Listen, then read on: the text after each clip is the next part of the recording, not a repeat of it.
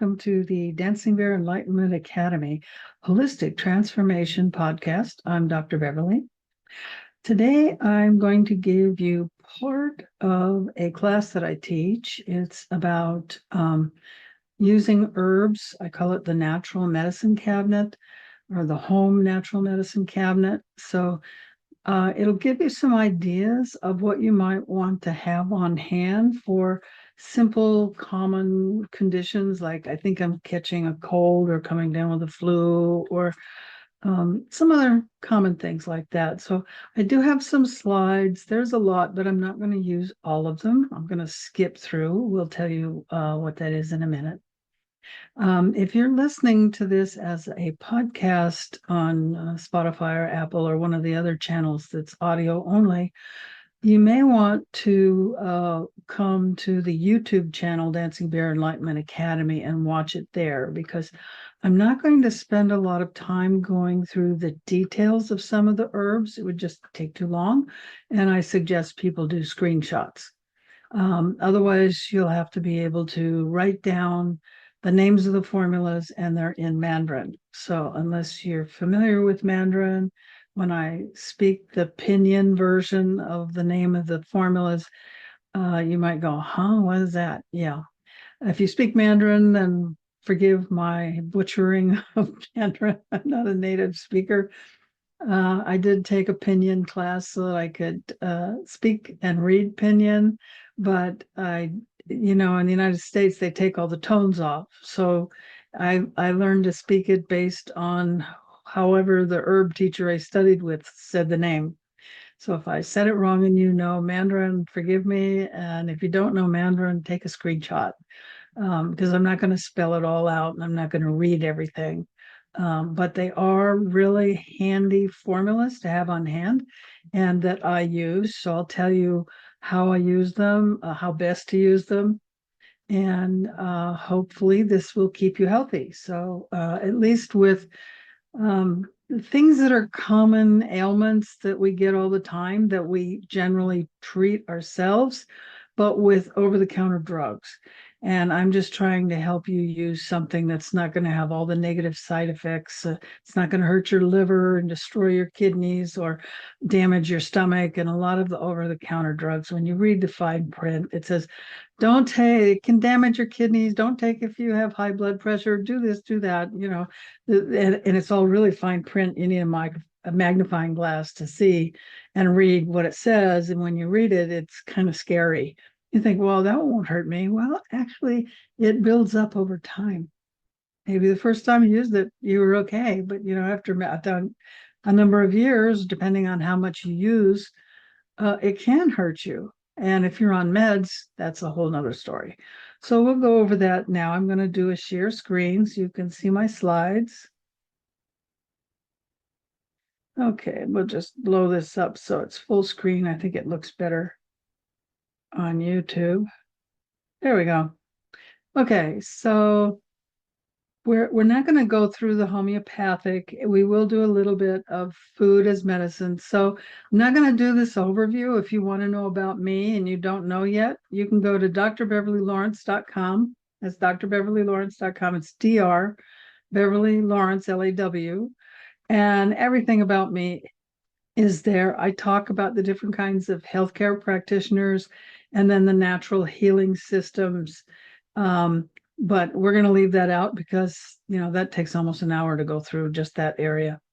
So we're going to go jump into herb suggestions and the Chinese formulas for cold and flu, some for digestive and some other ones.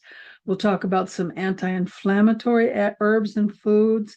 And we'll talk about the brands that I trust. And there are a lot of brands out there, and some of them I absolutely do not recommend.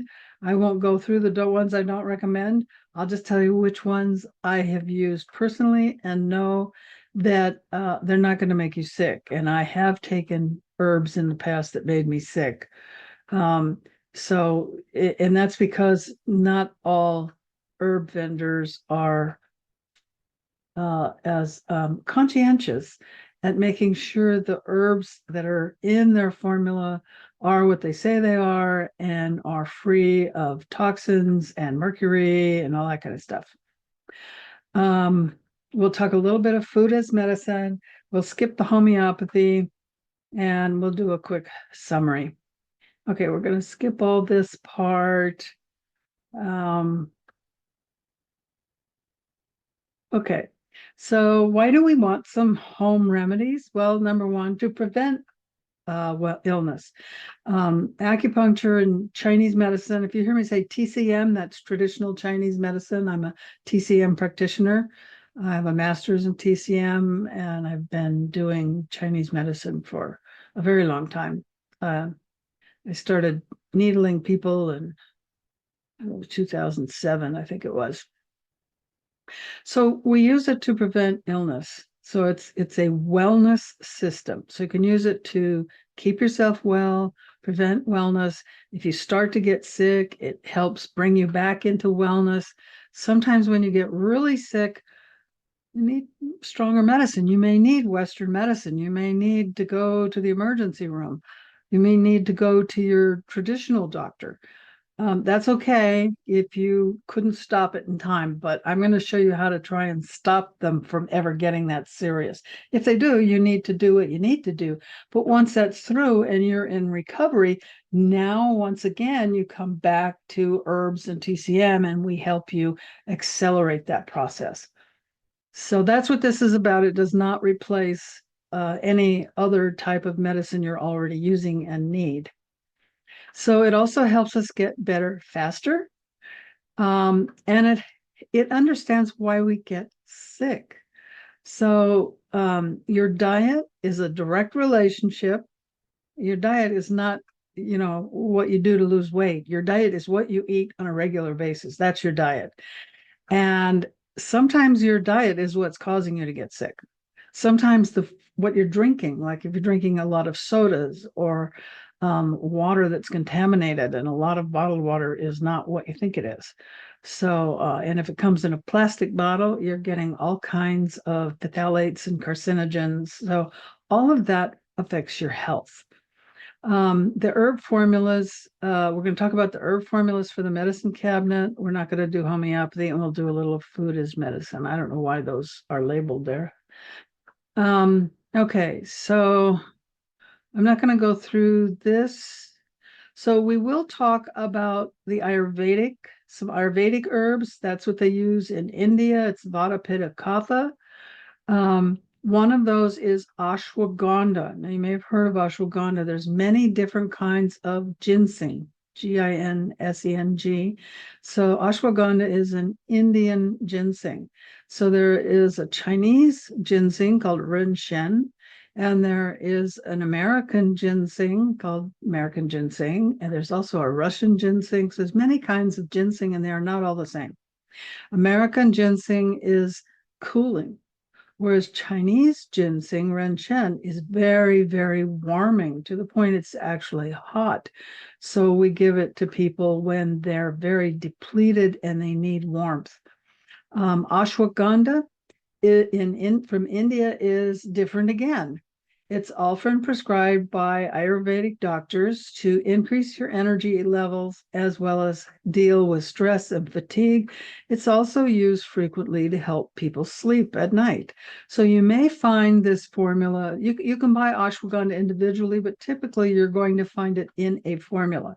So you may see a formula, read what herbs are in it. And if it's like a stress formula, a fatigue formula, an energy formula, and it says ashwagandha, now you know that's a good herb for those conditions to support that your need to improve that area. Schisandra is another well-known Ayurvedic herb for mental boost without, it's not like you need a boost in the morning. And so you have your cup of joe. Unfortunately, you crash later, right? Now, some people have another cup of joe so they can keep the high up. This gives you that high without the crash and without the jitters.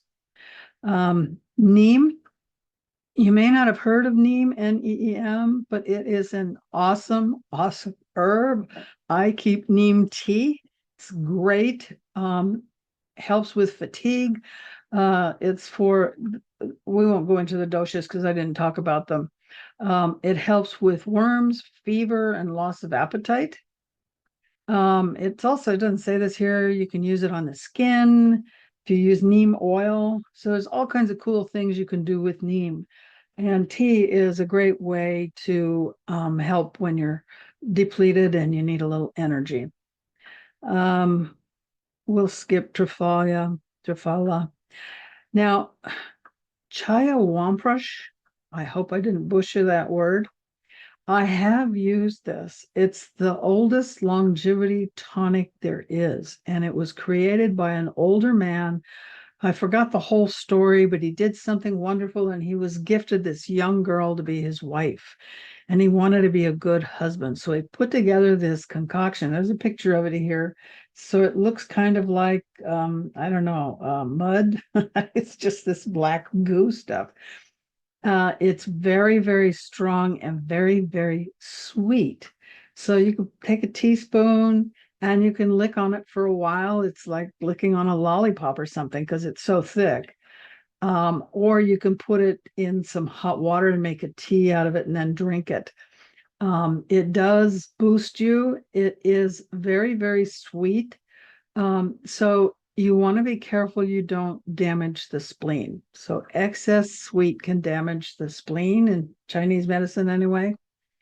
And so if you're not a geriatric, you might not want this, but if you're recovering from a serious illness and you need to boost up your body, then this would be appropriate. Or if you're just really old and you're getting older and you need some kind of tonic to take, this is one thing that you can take that I used when I was in medical school. If anything drains you, going to medical school will do it. So that's when I used this particular herb. It's actually a formula. Okay, so the Chinese herb system, I won't go into too many details, but they use a different way of diagnosing. We don't use branches, which is symptoms, which is what Western medicine does. They treat the symptom, which is not healing. It just makes you feel better, but it doesn't heal the problem. We use the underlying cause. And it's called a differential diagnosis, and we use a combination of herbs depending on that diagnosis. The formulas can be anywhere from 2 to 20. I'll skip over the rest of that. So the main complaint is called your chief herb. And one of the things that makes, I'm not going to go through all of this, but they have directing herbs. I added, it's really an assistant, but I added it separate because one of the things that I really like about Chinese herbs is, let's say you have low back pain. So you put a chief herb in to relieve low back pain. And low back pain in Chinese medicine is frequently some kind of kidney issue. So you may have a deputy to treat the kidneys if there is symptoms of a kidney issue. But you want all of that energy to go to what we call the lower jiao. That's the area of the low back and the kidneys. So you put a directing herb in and it sends you down to the low back. And let's say you're very, very cold. We may add some warming herbs like ginseng into the formula, or you're really hot. We may add some cooling herbs unless you have yin deficiency, because we have this thing called yin deficient heat where you feel warm, but it's because you don't have enough yin. Yin is cool, yang is warm. So if the yin is too low and the yang is normal, you're going to feel hot, but you're actually not hot. That happens when you have people with a low temperature, but they feel hot. That's clearly false heat or yin deficient heat. Okay, so here's some formulas. So take a screenshot if you would like. This is specifically for cold and flu. So the first one, Yu Ping Feng San Wan. Yu Ping Feng San Wan, also known in English as jade screen. It may say jade screen tea pills. It may say jade screen wan or tong. The different suffixes have different meanings, but in the United States, they don't always follow those meanings. So just look for the jade screen. And this is what you take if you're every time a certain time of year comes around, you find yourself getting the flu or a cold, you take this at the beginning of that season to boost your immunity.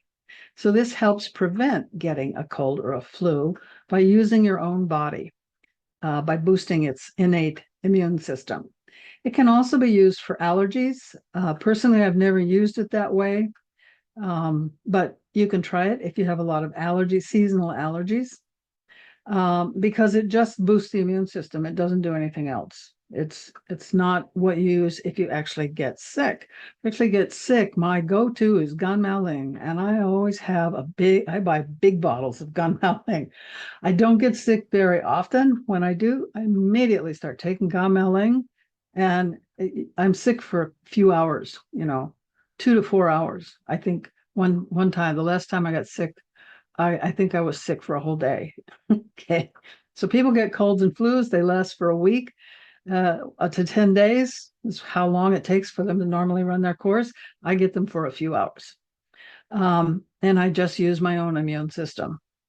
So it also helps prevent colds and flu like Jade Screen does, but it also helps with the symptoms. So it will help with your runny nose. It will help prevent getting a cough. It helps when you feel run down. The thing with Ganmaling is if you take it, you don't want to just stop because you'll start, oh, I feel fine now. You want to taper down because it might be masking those symptoms and you might get a rebound. So you just taper down. Now, the formula that goes with Ganmaling sometimes is yin chow, and it can be spelled QIAO or CHIAO. Sometimes chi is spelled QI, and sometimes chi is CHI, but it's yin chow. And this is when you have an on-fire sore throat. Now, you would still take it with the Ganmaling. The Ganmaling is going to boost your immune system, but the yin chow goes after the fire in the throat. So I've had a couple of, this hasn't happened in a long, long time, but I always keep yin chow around. But I've woken up in the middle of the night, my throat was on fire. If that ever happens to you, you want to take yin chow, Ganmaling, you go back to bed. When you wake up the next day, it'll be all gone. At least for me, that's how it happens. I never have that sore throat again, and it's usually gone, and I'm done with whatever it was that I caught. So Ganmaling and yin chow are two that I highly suggest everyone have, because we all catch colds and flus. I mean, they're everywhere unless you're a hermit and you never talk to anybody. Even then, I mean, you have to go shopping to buy food or what have you. You might get exposed to something. B Yan Pian is for allergies, common cold. So you have some nasal congestion and it's not extreme sinusitis, but it's starting to get congested. That's where B Yan Pian comes in.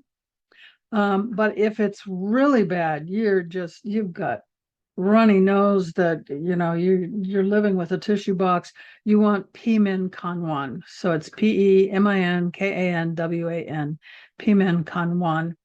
And that is really good for excessive runny nose for a cold. If you have some other condition, you may need a diagnosis to make sure it's just from a cold. Okay, you may want to take a picture of this page. This is for Chinese herb formulas for digestion. So Biao Ji Wan or Biao Ji Pian is called curing pills. And this is when you overeat and you're bloated and your stomach hurts and, whoa, gosh, what am I going to do? And you just have to go through it. Like you do during the holidays or a special occasion. So I'm one of those people, when I go to my family and we get together for Thanksgiving or Christmas, I break out the curing pills and I say, here, just take them now. We just take them ahead of time. That way, when you overeat, you don't get sick afterwards. So if you have the habit of overeating, I've learned, after being on intermittent fasting, I've learned not to overeat. So I don't do that anymore. So I don't actually need Bao Ji Wan anymore, the curing pills, but some of my family still does. Huang Lian Su is very effective for traveler's diarrhea. So if you're going to be traveling to some place where there's a strong potential for getting some kind of food poisoning or serious diarrhea, you want to take this formula with you, Huang Lian Su. I also would take charcoal in capsules. I didn't have that formula with me when I went to Nepal, but I did have some charcoal, and that saved me. I was the only one in the group that didn't live on the toilet. Unfortunately, I figured out how many days I would be there, and I brought that many capsules. So everybody said, "What are you doing?" I said, "I'm taking charcoal," and I didn't have any extra. So if you do that, take some extra for your fellow travelers. They will like you for it. Um, but charcoal also really, really helps kill parasites and pull the toxins out of your gut.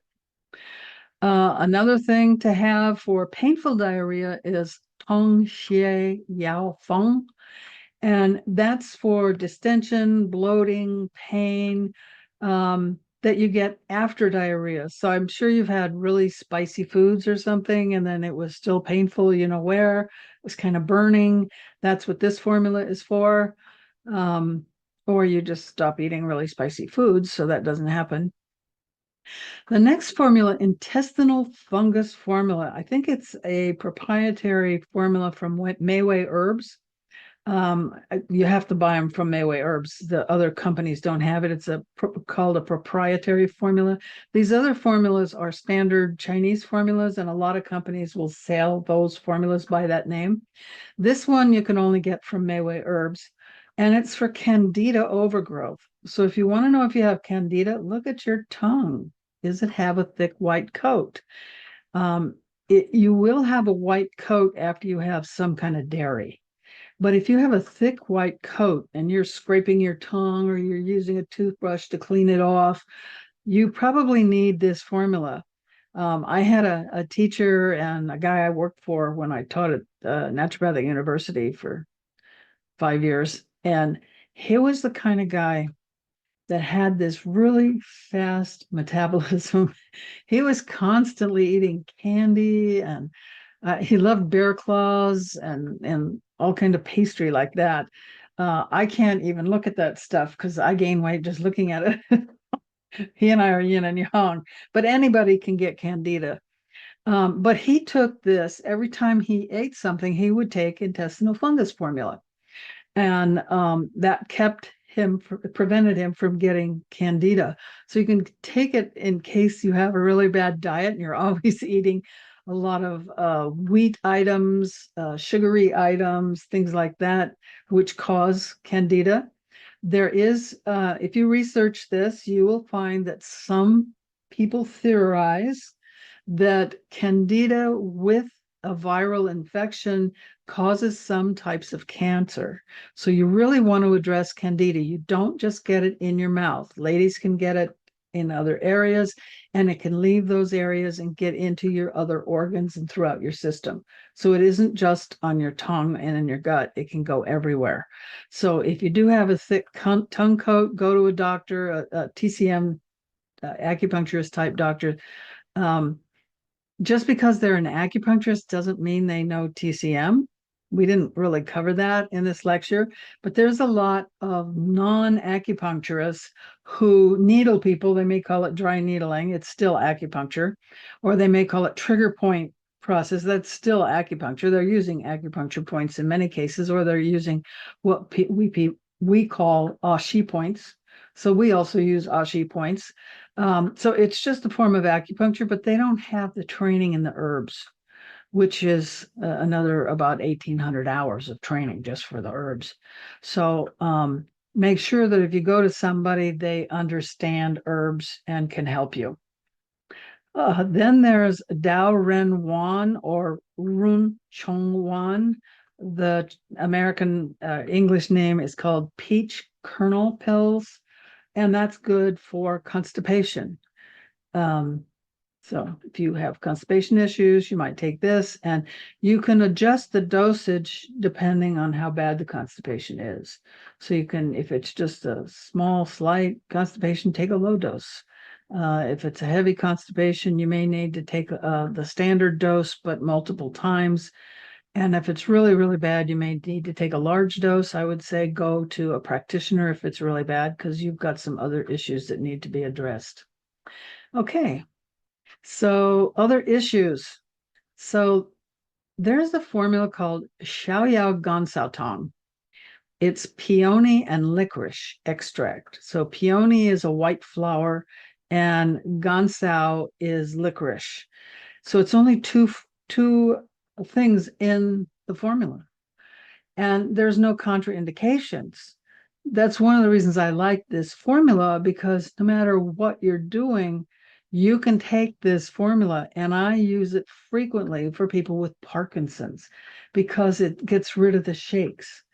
I had a patient come in one time, and this is why you don't want to self-diagnose. I didn't cover that in this lecture, but self-diagnosis is not a good thing. He came in and said, I have restless leg syndrome, RLS. I put him on the table, and I'm a medical intuitive. I stood back and looked at him, and I went, hey, you don't have restless leg, you have Parkinson's.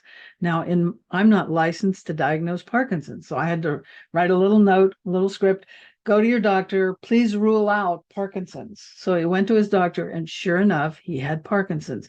But in the meantime, I sold him this formula, and I sell it as granules.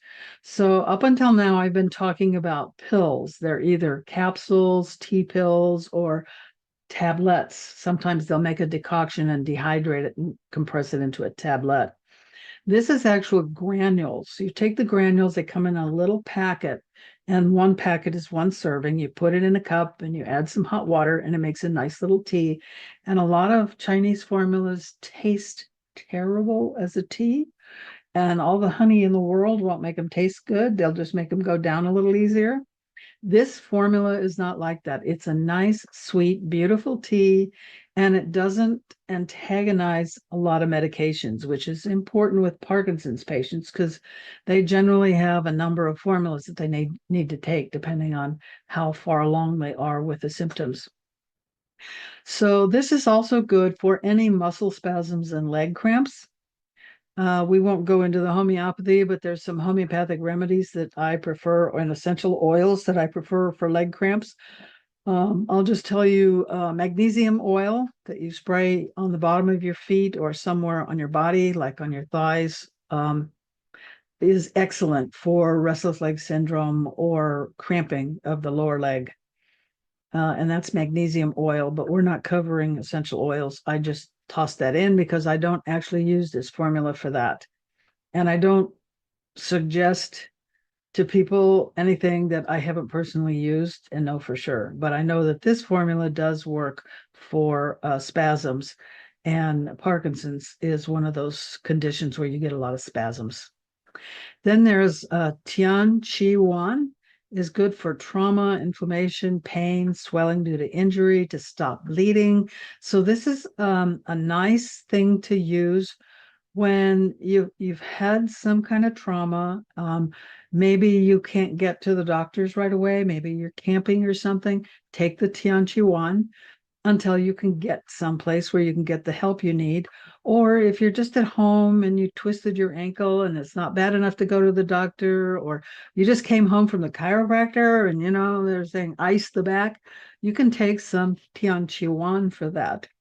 We're not going to cover homeopathy, but it says arnica will also do this. So arnica comes in these little things like this. You can get them at the grocery store sometimes, or at health food stores and some pharmacies.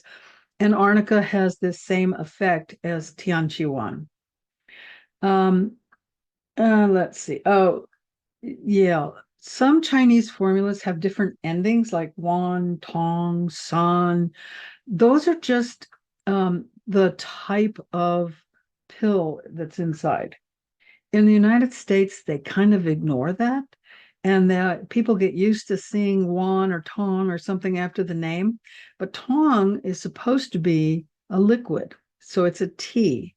So it's either the raw herbs that you make into a tea, but sometimes they'll make the tea for you and dehydrate it. So the formula may see Tong at the end, but they're not a liquid. So you need to look at the bottle, read the description. Is it a tablet? Is it a capsule? Is it a liquid? How do you take it? Just to be sure that you know what you're getting. Because I have one patient, she won't take anything that isn't liquid. She cannot take any kind of pills, capsules, nothing. Other people, they don't want the liquid because they know how bad it tastes, and they only want a capsule. Some people don't want capsules, they only want tablets. So you'll have to not rely on the name to know what's in the bottle. You'll have to rely on what the bottle says. So you have to read the fine print. I didn't include sleep herbs because there are so many reasons why you have sleep issues. I suggest you go and get a diagnosis and find out why you're not sleeping. My case a long time ago, my body wasn't making any melatonin. So if I take some kind of sleep aid, I'm not fixing the problem. I had to have, I actually worked with a dietitian that time. It was my diet, and we changed my diet, and then my body started making melatonin. I also had candida really bad, and we had to clean that up. So sometimes you're not sleeping because you actually need to go to the doctor. Try TCM first. And if they tell you, this is more serious, then you can go to your Western doctor. But your TCM doctor or your Ayurvedic doctor is going to look at the whole body and what's going on and your diet and be able to help you fix whatever that issue is. Okay, here's some of the brands I trust. Now, when I had my really big office, this was actually my medicine cabinet.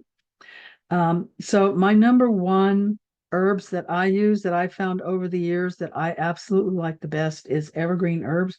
That's these blue-green bottles here. You have to go through a practitioner to get these herbs. They're not for sale, just over the counter or anywhere.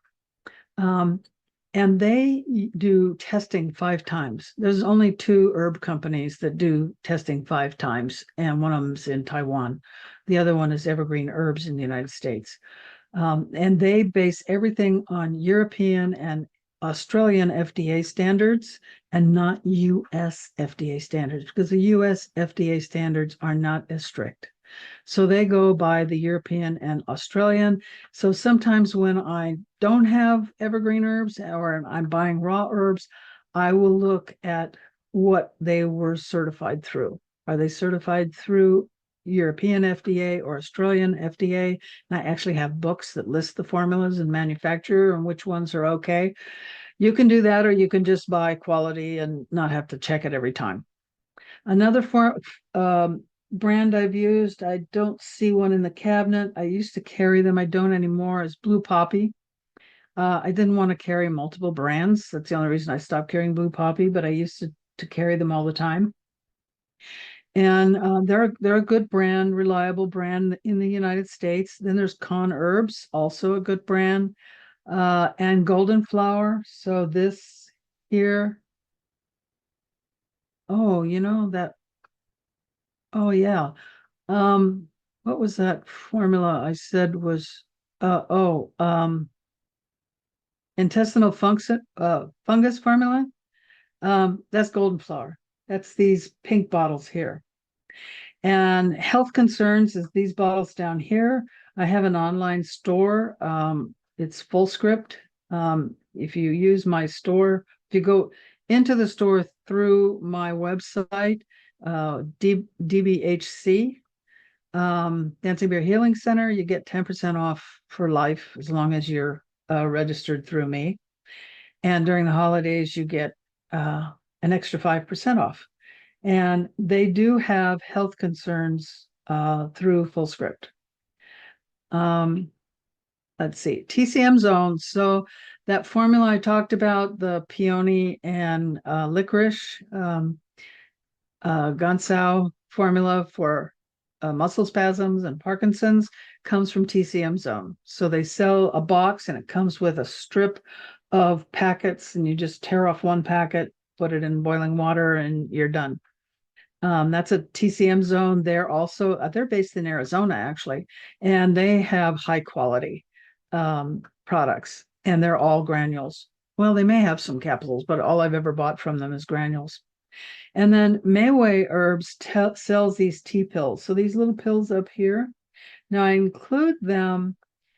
I don't use tea pills at all anymore, but when I first started, I did use tea pills because when we're in school, we learn using tea pills first, because most of our patients come to us as students because they don't have the money to go to a fully licensed acupuncturist and herbalist. because they charge a lot more money. And in the school, they don't charge very much money. I don't know what they charged today. When I was there, they charged $15 for a treatment. They got up to 45. I don't know where they are now, but it's been a while. But it's a lot cheaper than going to someone like me for a treatment. So the people going there frequently are living in trailers or living on a very limited income, and they don't want to spend a lot of money on herbs. So we carry the tea pills, and they're very inexpensive. But they're little tiny pills, anywhere from an eighth inch to a quarter of an inch. And you take anywhere from 8 to 12 to 24 at a time. So imagine you got your hand, you got to count out 24 of these little pills and then pop them and then take your warm water with them. They're coated with honey. And for a lot of older people, especially, that dealing with those little pills and trying to handle them is very difficult, and they're not as potent. They work, and if that's all you can afford, you can buy those all over the place. The Mayway Plum Flower brand, they sell that all over the place, and anybody can buy them.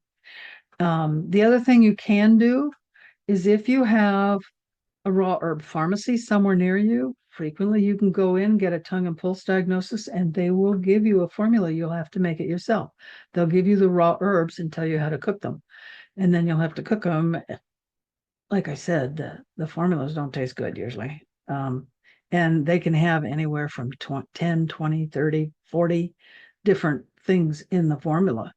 And if it's a mineral, you boil it first, and then you add the regular herbs. And then if there's any flowers, they end in hua. So anything with hua, you add last. And they'll usually put them in separate bags. So they'll say, okay, put this one in, then put this one in.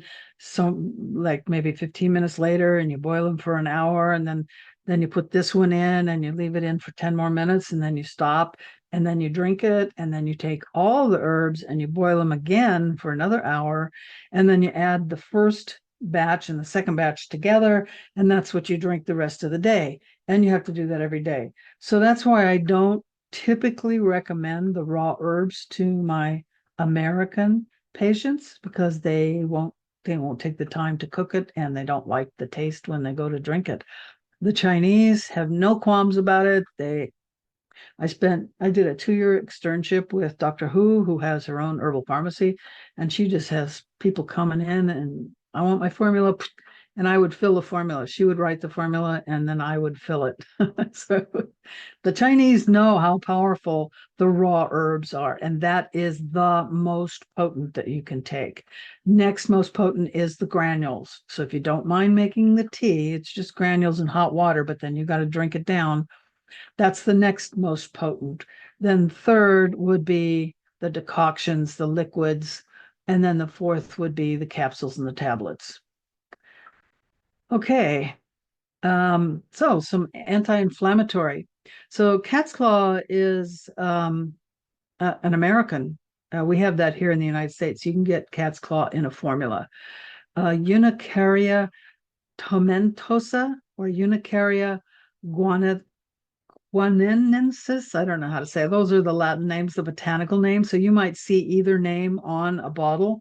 So if you're buying something and you say, oh, it's got the cat's claw in it, that's going to help you with gastritis, with acne, with skin inflammation, menstruation. You've got bloating with menstruation. It helps with that. It helps with rheumatoid arthritis, and it helps with osteoarthritis. So if you're looking for, I never recommend just getting raw herbs unless you know what you're doing. I would look for something at an herb store that has this as a main ingredient. Another thing you can use is garlic and ginger. They're both antimicrobial. They will prevent and help you boost your immune system if you're already sick. Garlic does thin the blood. So if you're on any kind of blood thinners, I tell my patient, if you're on blood thinners, I won't give you any herbs. I won't give you essential oils. I won't tell you to eat garlic. you need to not take any blood thinners when you're on a blood thinner. You need to address why you're on the blood thinner. Maybe it's diabetes, so you need to cut back on the sweets. Maybe it's some other condition. You need to work with your regular MD doctor. And when you get your condition turned around to where you no longer need the blood thinner, then you can use the garlic and the essential oils and the other kinds of herbs. The other time I tell people not to use herbs is if you're on any kind of chemotherapy. There are so many different kinds, and the herbs can have a negative impact. They can either make the chemo less effective or they can overdose you. Just depends on the herbs. There are some herbs that you can only take with a limited number of herbs. You can't take them with anything else. So I would say if you're on some serious medications, especially blood thinners or any antidepressants, I would stay away from all herbs until you can get off of the antidepressants. Once you're off, there's all kinds of great formulas, Bach flower essence formulas, there's homeopathic remedies, there's herb remedies. There's many, many ways you can treat depressants without being on an antidepressant. And a lot of times it's mental, emotional issues that need to be dealt with, and it can be diet related. So just keep that in mind with everything I'm telling you. This is for people who are in general healthy, and you don't need to worry about thinning the blood. Now, maybe you're not on blood thinners, but you're diabetic. Most diabetics need to thin their blood. So adding garlic to your food, you don't have to take garlic as a pill, although you can get garlic pills. But it helps prevent blood clots. It lowers your blood pressure. Again, if you're on blood pressure meds, you need to work with your doctor, and you need to keep adjusting it, or you need to work with someone like a naturopathic doctor who can help you adjust your blood pressure medication with the addition of garlic or certain herb formulas. But if you're not on blood pressure medicine and you take I have a blood pressure cuff, I take my blood pressure every day. So if you have one, you can get the little wrist things. They're not totally accurate, but they're close enough. And if you catch yourself with blood pressure going too high, then you may need to change your diet. And to help you with that, you can add garlic. Now, my blood pressure is completely normal. I'm an old lady already. I'm in the geriatric category and I don't have high blood pressure. But I eat garlic every day, and I have ginger every day. It's also, ginger is anti-inflammatory, and it helps with things like Parkinson's, Alzheimer's, MS, meningitis, and brain tumors. Again, if this applies to you, do your own research and work with your healthcare practitioner, because these are serious conditions. And you don't want to make sure that whatever you're taking isn't going to interfere with the medications that you're on. Okay, so what happened? Here we go. Google is Google, Guggul. It's Camophora widgetii. It's used to remove toxins from the body as well as to treat rheumatoid arthritis and osteoarthritis. So Healthline says it can help treat certain anti-inflammatory conditions like acne, eczema, psoriasis, and arthritis. It's also been used to promote weight loss, treat hypothyroidism, and manage cholesterol and blood sugar levels. And this is what it looks like over here. Probably you would get a formula with this in it. Again, check with your healthcare practitioner, especially if you're on some kind of medications. But if you're not, you may want to look for a formula that has this in it. And then, of course, there's tropical rose mallow, which is a type of hibiscus.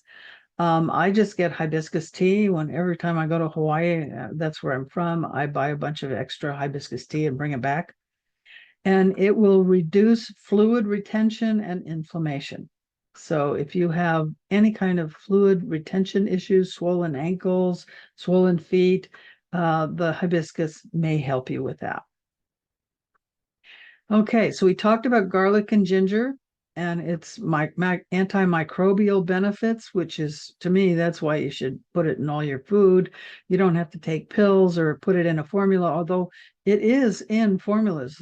Both Chinese and American formulas will very frequently, especially ginger, it's in a lot of formulas. Cinnamon is another great thing to add to your food. You don't need much, just a little bit, depending on how big a batch. I mean, if you're making a big batch of spaghetti sauce or something, you may want to put a tablespoon in, but if it's just a small sauce, it may just be a teaspoon. And it helps to balance your blood sugar. And you don't have to be diabetic to need to balance your blood sugar, but it just helps to balance things out a little bit. Another thing that's really good to add to your food is turmeric. It's anti-inflammatory, antiseptic, antibacterial. You can actually use it to disinfect cuts and burns. It's a liver detoxifier, and it's a painkiller. It helps with fat digestion, and it's an antidepressant. You do want to take it when you're taking it with food. You want to add black pepper. So I always grind some black pepper into the food, and I buy raw turmeric. It's just a little root, kind of like the way you buy garlic, only it's just like a finger instead of all.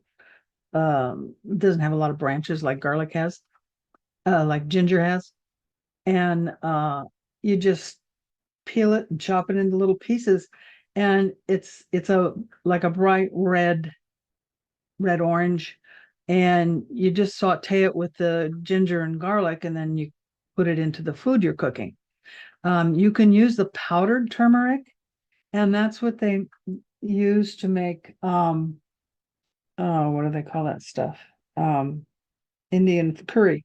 So when you have yellow curry, so there's different colors of curry, but yellow curry is made with turmeric and it's yellow. Well, you don't use that much turmeric. Again, you use some, maybe a teaspoon to a tablespoon, depending on how much you're making, like the cinnamon. So your food doesn't end up turning yellow like the Indian food does, because one of the main ingredients is the turmeric. Apple cider vinegar, ACV. People either love it or don't. I don't love it. It doesn't agree with me.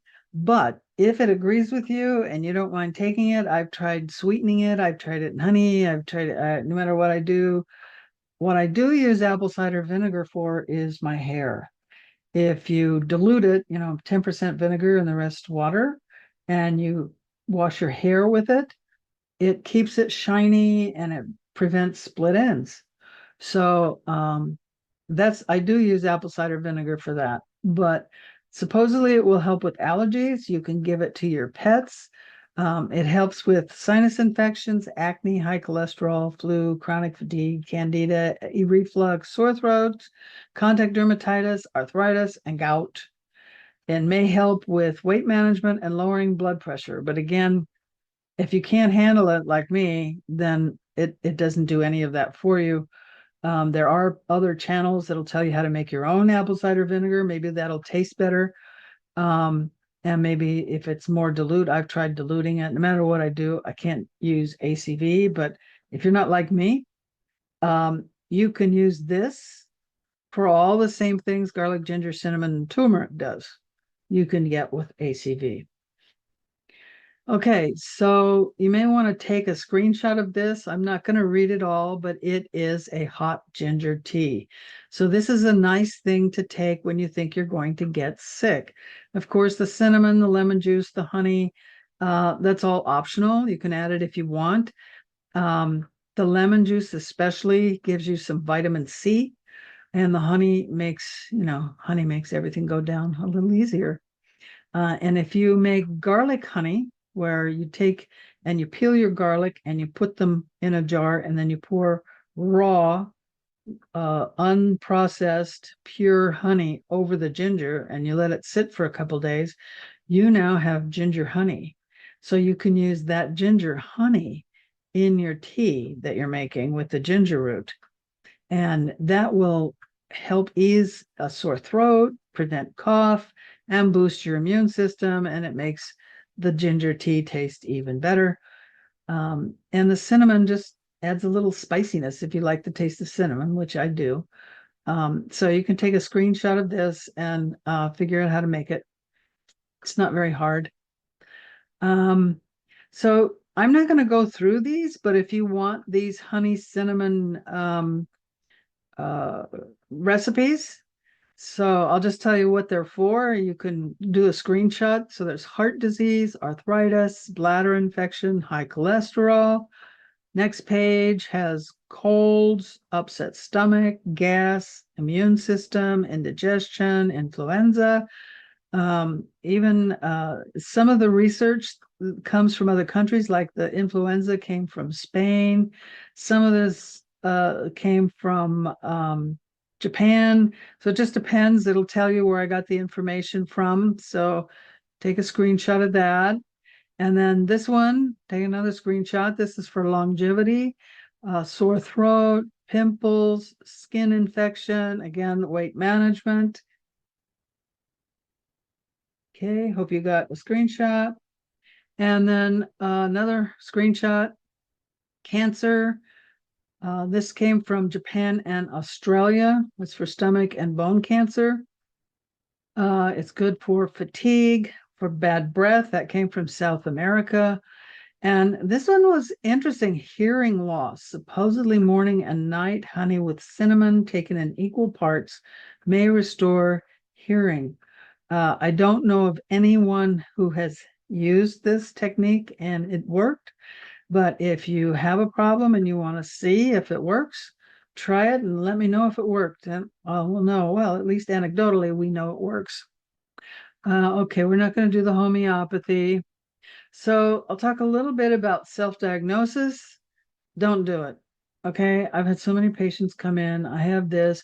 Recently, I had a woman come in and she says, I have this. It was a very rare condition. And she says, and I talked to my doctor, and my doctor agrees. We both agree I have this condition. I'd never heard of it. I said, let me look it up. I don't know what this is. And it was a syndrome. And I looked it up, and it was a new syndrome.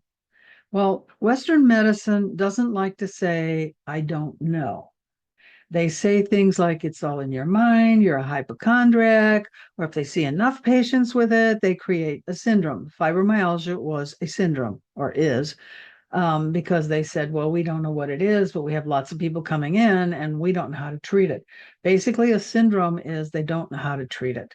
A disease has a very specific set of tests, whether they're blood tests, x-rays, whatever, and they say you have this disease, and then they have a physician's desk reference of PDR. They look in the PDR and they say, based on these symptoms, they have this disease, and this is the medications and dosage you use to treat them with. That's why the doctor comes in and talks to you for like 30 seconds. He leaves, comes back, she writes a script because they check their PDR. What do they prescribe? Oh, okay, I have to do this. I don't work that way. Okay. I treat the whole person. That's how naturopaths are supposed to work. That's how acupuncturist works. We look at the whole body, and we don't have at least TCM practitioners do not have diseases. We look at the whole symptoms. Okay, you have this feeling going on, you have these emotions you're dealing with, you have this mental thing going on, you have these pains in this part of the body, you like hot and cold, your stool looks like whatever, your urine looks like whatever. If you're a woman, we may ask about your female stuff, and so on. And we put all of that together in what we call that differential diagnosis. Whatever you do, though, you need to not do it yourself unless you realize, oh, it feels like a common cold. And if after a couple of days it doesn't go away and you boosted your immune system, you may need to go have a checkup, especially if you've got a high fever and it isn't coming down. Like I said about the woman that came in, she knew she had this really weird syndrome thing, and her doctor agreed with her. And I said, no, you have inflammation in the colon. And I gave her herbs for her condition. And she called me back and she said, I have felt so bad for so long, and I now feel the best I have ever felt. This is so good because I hit the diagnosis on the head. And she told everybody, oh, she did the right diagnosis. And you really need to work with people who know how to diagnose and treat the underlying cause, and not give you some kind of off the wall syndrome that isn't going to help you get better. Now, sometimes you do need that, but not always. A lot of times it's just what you're eating, or some of your lifestyle issues, or what you're drinking. So always consult your healthcare or medical professions if the symptoms persist or they are severe, because you may need a serious intervention. So don't just keep taking Gamaling or whatever, and it's been 10 days and you're still not getting better. You need to do more. It's not obviously not the cold or flu, or you have something else going on. Maybe you have an underlying infection that needs to be addressed. So self-diagnosis, remember, it may not be restless leg syndrome. It could be something more important. So um, as a healthcare practitioner, we're taught not to do self-diagnosis, because when you're in school, you read about a condition and you go, "Oh my God, I have that." We're convinced every disease and thing that we learn, we have it, because all of the symptoms overlap. Okay, almost every condition has fatigue. A lot of them have headache. So a lot of them have overlapping, but a lot of conditions, when you look at somebody, you can just look at them and tell what's wrong just by looking at them, because everybody with that condition has a certain look. Maybe they have a pale complexion. Maybe they you have to walk around with a Kleenex. I have one of my herb books literally has a cartoon drawing of what the person looks like who needs that herb formula. It's true. I did have a woman who had a condition that she'd have for 12 years. It was costing her hundreds of dollars a month. She was in an experimental drug treatment program. She'd had surgeries. She has an implant, and she was going crazy. And she came to me, and it took me a couple of tries because I swore she had this condition over here. But if she did, then her diet would be terrible. And if it was terrible, she would be diabetic, and she wasn't diabetic. And after doing a lot of research on PubMed, I went, oh, she has this over here. They sound a lot alike, they look a lot alike, except they have the opposite effect on the body. And so I wrote a little note, take this to your doctor, because again, I can't diagnose you Western diagnosis. We don't have those diseases. So I said, please rule out blah, blah, blah. She took it to her doctor. He laughed. Oh, your acupuncturist sent you? But he sent her to a specialist. And he said, no, she doesn't have that. But he sent her to another specialist. And when she walked into the lobby, she looked around and she said, everybody looked like her. Remember? When you have a certain condition, you will look a certain way. And she realized she really had that. And the cure for that is a hormone. Okay.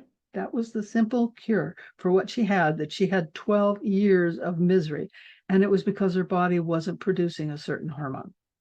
So go to the doctor. And if you don't like the answer you get, go to a different doctor, get a second opinion. And don't try to self-diagnose. If it's been hanging on for a long time, keep trying. Home remedies are intended to get you by until you can get proper health care. If you're camping or you're, an hour away from the nearest whatever, it's intended to help you through until if you need more serious intervention from a healthcare or medical professional or even 911. Some people, where they live or their lifestyle, they may not be close to a hospital. So some of these are intended to help get you by until you can get the help you need. Some of these suggestions are not for everyone. Use common sense. If you're on an antidepressant, if you're on a blood thinner, if you've got cancer and you're undergoing chemotherapy, there are times when you do not want to treat yourself. Infants and very young children, never, ever, ever give them honey. You will kill them. Okay, their immune system is not built up. Honey does not need to be refrigerated because it has chemicals in it that kill everything. They don't kill adult humans because we have a strong immune system, but it does kill other things in our body, which is why you can preserve things. I preserve onions, garlic, ginger. What else have and turmeric, although I didn't like the turmeric and honey. I won't do that again, but ginger, garlic, and onions, I do all the time. I slice them up, I clean them. Well, the ginger, I just pull out of the shell. I don't slice them up. I use those whole, but the onions I'll chop up, and the ginger I will chop up into small pieces. Excuse me. Excuse me. And then I don't put them together. I'll put them in individual jars, about maybe a half to a third full, and then I'll top it off with honey. And you just let it sit for a couple days until they start to sink. And then I scoop it out with, you never want to use a metal spoon, but I'll scoop it out with a Chinese soup spoon. You know what they look like? I should have brought one here. Anyway, they're ceramic. So I'll scoop that and I'll hold it to the edge of the jar and let the honey drip back in. And then I'll just use the garlic or the ginger or the onions. If you are coming down with a cold, instead you take the spoon and you scoop out a little bit of the ginger honey, a little bit of the garlic honey, and a little bit of the onion honey, and make yourself a nice little tea, maybe with some lemon, and that will boost your immune system. Okay. But again, no honey for infants, and depends on who you talk to. Some people say no children under 2, and some say no children under 3. I would say if your kid is pretty healthy and he's over 2, she, then it's probably okay. But if they're a sickly child or very, very tiny or robust, I would wait till they're 3. So use common sense. And but with teens and older, there's absolutely no concern about using honey, unless you have a child that is severely immunocompromised. You know, when I was young, they had kids living in bubbles. I don't know if they have to do that anymore, but they were so immunocompromised that they had to keep them isolated. I would not give them honey. If you're on some kind of, if you've had a organ transplant, probably you don't want honey. So double check if you have some serious conditions that it's okay for you. But if you don't have those conditions, honey is awesome. When to take your herbs. You don't want to take them with food, and you don't want to take them with your meds. You want at least an hour in between. That is sometimes not practical. So think about what you have to do. Now, some people's stomach is very sensitive. You may need to take your herbs with food. Some formulas have Rehmannia in it, which is very cloying on the stomach. So you may feel better taking your herbs with food. But in general, you want to take your herbs apart from your food with 8 ounces of warm water. And if you have pills, whether they're over the counter or prescription, you want to take that apart from the herbs as well so that they don't interact. I had one patient, she would get up at 4 a.m. and start, like first I take this, an hour later I take this, an hour later I take that, and an hour later I can eat, and then an hour later I go to work. And, she had her whole regimen. That's kind of crazy to me. Just, be practical. We are where you are, and try to find formulas that are compatible with what you do, or take the herbs with your meal. They're not as potent, so you may need to take more or take them more often. Or you may need to take them late morning instead of first thing in the morning, and then late afternoon, and then just before bed, versus just before you eat. So a lot of people say, a half hour to an hour before you eat, take your herbs then, and then you go to eat. That may not be practical if you have to take meds then. So think about those things. A little humor here. Admit it, you've been seriously taking herbal remedies again, and he's got flowers growing out of his hair. When I broke my ankles, I broke my right tibia and fibula in 2020, just before the shutdown. Lucky me, right? And here I am in rehab, and I want to take my herbs. They said, no, you can't have herbs. I want to take my homeopathy. No, you can't take your homeopathy. I want to use my microcurrent. I have a microcurrent device that I use with my patients. I want to use my microcurrent. The first doctor I talked to said no. So I talked to the night doctor, and he said yes. So then I told the day doctor, well, the night doctor gave me permission. He says, oh, okay. They don't want to prescribe anything they don't understand. But then I also wanted to take some supplements. They're just vitamins and things. And they had to go to the pharmacist to get approval, and then they dispense them. I mean, I'm dispensing them myself at home, but if you're in rehab, you can't. You have to have them dispense. So they would come in and give me my pills. But I did whatever I could so that I could heal really fast. And I was supposed to be in a wheelchair for months and in a cast. This was March. I was supposed to be in a cast until November, and then I would learn how to walk again. And in June, when they took the non-load bearing cast off, they were supposed to put a load bearing walking cast on. And the doctor, he was a orthopedic surgeon. He took the cast off and he says, "I don't understand this. It looks like you're completely healed." I said, "Yeah, I know I'm completely healed."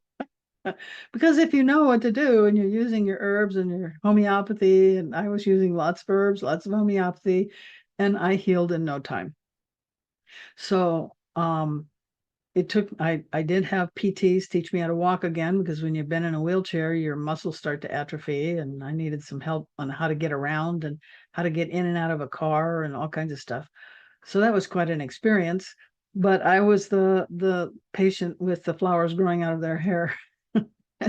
I actually had several nurses come in and they were amazed because I never needed any painkillers because I was using my microcurrent. And then went, "What are you doing? How do you do that?" And I says, "Well, you can buy one of these devices, but they cost $10,000. They'd go, "Oh, okay, darn." But when you have a practice, you use your money to reinvest. And I use microcurrent extensively. I have 3 different types of devices, and they're awesome. So a lot of times you can buy a patient version of the device. It doesn't cost as much, so you can treat yourself at home, and that's much better than a TENS unit. The TENS unit, your body accommodates. Okay, so remember I said don't self-diagnose. There's this poor guy sitting in front of his computer. "I'm feeling sick. I should look my symptoms up online." Yeah, he's looking them up. He's looking them up, and he says, "Oh, I have brain cancer." This is what happens when you look them up online, because the symptoms overlap. Get a healthcare professional to help you. So you can't do the Q&A. You can leave questions in chat, or you can go to any of my websites. Let's see here. And drbeverlylawrence.com, opensuccess.com, dancingbeargift.com will give you a free gift. It'll put you on my email list. I have a summit coming up, holistictransformationsummit.com. It's coming up March 23rd.